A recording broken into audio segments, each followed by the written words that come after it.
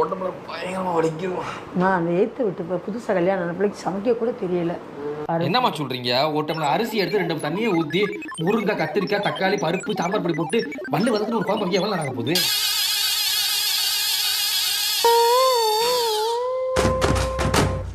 அந்த பிள்ளை காலையில் எந்திரிச்சு கோலம் கூட போட மாட்டேங்குதான்.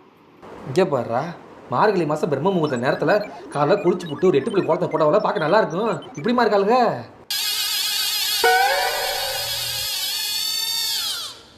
காய் கூட வாங்க தெரியலையாம்மா கடையில். பாடுறா, தேங்காவை தட்டி பத்து வாங்கணும், வெண்டிக்காய் ஒடிச்சு பத்து வாங்கணும், கத்திரிக்காய் அம்மிக்கு பத்து வாங்கணும். வீட்டுக்கு தேவையான 3 நாள் ஒருக்கா வாங்கி வச்சுக்க வேண்டியதானே? இதில் என்ன இருக்குது? இவனுக்கு வேலையே பார்க்க தெரியாது என்று நினைத்த தாய்க்கு கல்யாணத்துக்கு பிறகு வீட்டு வேலை செய்வதில் தேர்ச்சி பெற்றவன் என்று தெரிய வந்தது. உடம்பு வலிக்குதுன்னு தானே சொன்னேன்.